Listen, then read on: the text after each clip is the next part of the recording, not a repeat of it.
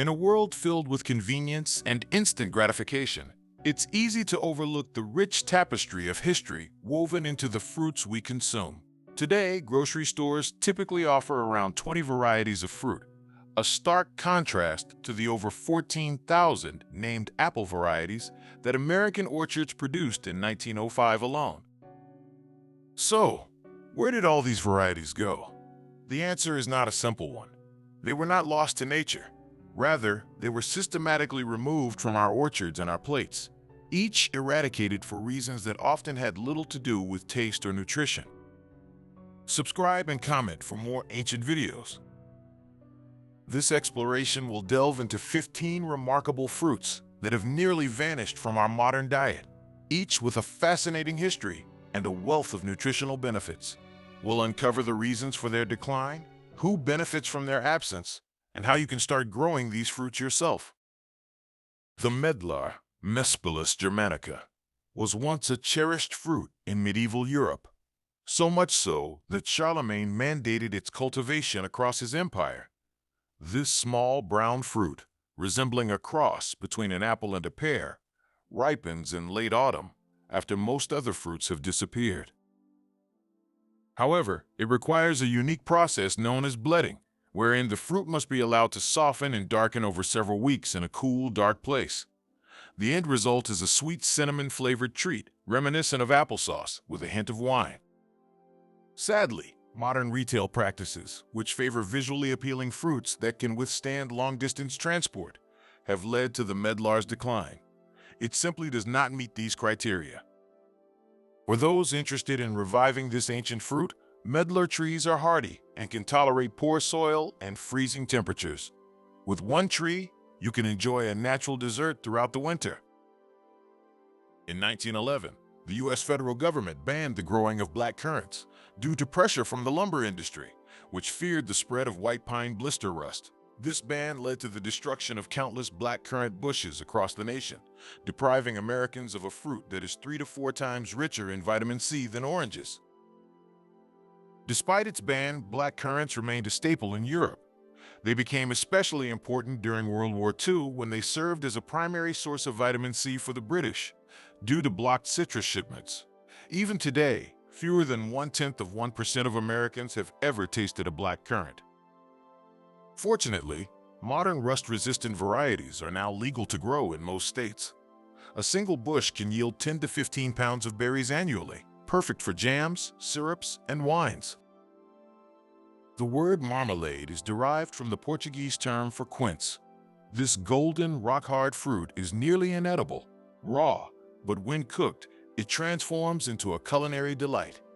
The flesh turns a deep ruby red and develops a flavor profile reminiscent of honey and rose.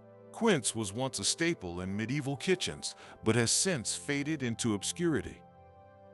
The reason for its decline is not its taste, but rather the knowledge and patience required to prepare it. In an age of fast food and instant gratification, quince simply demands more time and effort than modern consumers are willing to invest. Quince paste pairs exquisitely with sharp cheeses, making it a luxurious addition to any cheese board. One tree can produce 50 to 100 pounds of fruit annually with minimal pest management. The sorb apple, a fruit of the service tree, was once a common sight in medieval orchards. Like the medlar, sorb apples require frost to become palatable, undergoing a bledding process that sweetens their flavor. Historical texts show that the wood of the service tree was prized for its durability, but it was the fruit that mattered most. Medieval families would gather sorb apples in autumn, storing them in straw to eat during the winter months when fresh fruit was scarce. Interestingly, the fruit can naturally ferment into cider, a tradition that continues in parts of Europe today. Planting a service tree is a long-term investment, as these trees can live for hundreds of years, providing food and cider for generations. Damson plums are a treasure trove of natural pectin, making them ideal for preserves. This small, dark purple fruit, brought to Europe by crusaders, was once a staple for medieval households. Its high acidity and pectin content enabled preservation without the need for additional thickeners.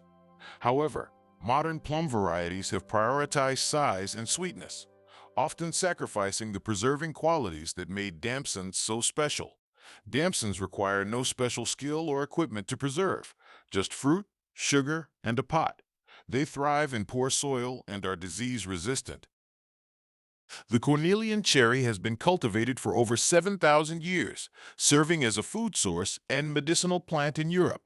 Its tart red fruits were used to make sauces and preserved in brine, similar to olives in Mediterranean cultures.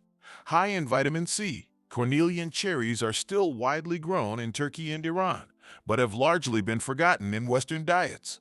This hardy tree blooms early in spring and tolerates poor soil and drought, offering a versatile fruit that can be used in various culinary applications. Sloe berries, the fruit of the blackthorn bush, were a foundational part of the medieval diet. The fruit is too astringent to eat raw, but can be fermented into wine or cooked into syrups. The blackthorn hedge, with its dense thorns, served as a living fence around farms, protecting livestock while producing fruit. Sloe berries require frost to become edible, a characteristic shared with other forgotten fruits. Blackthorn hedging can provide a permanent living fence while yielding fruit and firewood for centuries. The mulberry was once common in medieval Europe, serving dual purposes, feeding silkworms and providing delicious fruit. Ripe black mulberries taste like a cross between blackberries and grapes, but have fallen out of favor due to their short shelf life and propensity to stain. Cities have even banned mulberry trees because they produce too much free food in the wrong places. A mature mulberry tree can yield 60 to 100 pounds of fruit each season, making it a worthwhile addition to any garden. Wild strawberries are significantly more flavorful than their modern counterparts, which have been bred for size and shelf life. Historically, these small berries were cherished for their intense flavor and health benefits. Wild strawberry plants can serve as ground cover and self-propagate, offering a lifetime supply of exquisite fruit with minimal effort. Gooseberries faced a similar fate as black currants when they were swept up in the 1911 ban. In medieval England, these berries were so valued that competitions were held for the largest ones. Their high vitamin C content and versatility in cooking made them a beloved fruit. Disease-resistant varieties are now available, and they thrive in cooler climates, even preferring partial shade. The rowan tree, Sorb or holds spiritual significance in Scandinavian and Celtic cultures. Its berries, high in vitamin C, were utilized for their medicinal properties long before citrus fruits were imported. The rowan tree flourishes in poor soil and can withstand harsh climates, making it an excellent choice for northern gardeners. Crab apples, Malus sylvestris, served as the foundation for medieval cooking, providing sour juice for sauces and marinades. They are also the original rootstock for all domesticated apple varieties, playing a crucial role in apple production. Planting a crabapple tree can improve the productivity of nearby apple trees while offering juice for cooking and preservation. Elderberries, Sambucus nigra, were once a staple in medieval medicine. Every part of the elder tree was utilized, from syrups for colds to cordials made from its flowers. While elderberries are not toxic when cooked, their raw form can be mildly harmful, leading to their decline in commercial availability. These bushes are prolific and can produce massive crops within a few years, yielding syrup, wine, and jam. Once American orchards boasted around 14,000 named apple varieties. Today, fewer than 100 varieties dominate the market, with just 15 accounting for 90% of apple sales. This drastic reduction has resulted in a loss of flavor and diversity. Preserving heirloom apples, small nurseries often offer heritage apple varieties that require less maintenance and are more flavorful than commercial counterparts. The green gauge plum, Prunus domestica sub spirit italica, is renowned for its exceptional flavor, but has nearly vanished from commercial production due to its challenges in farming. Growing green gauge. These trees are still cultivated by dedicated home orchardists and produce some of the best tasting fruit you can grow. Each of these fruits played an integral role in medieval orchards, not merely as individual fruits, but as part of a holistic system that supported diverse diets throughout the year. The question is not whether these fruits are better than those available today. The evidence overwhelmingly supports their superior taste and nutrition. The real question is whether you are willing to take the plunge and start growing one of these forgotten fruits. If you're ready to reclaim what was lost, consider planting a tree or bush in your backyard. The fruits of the past await, ready to be revived and enjoyed once again.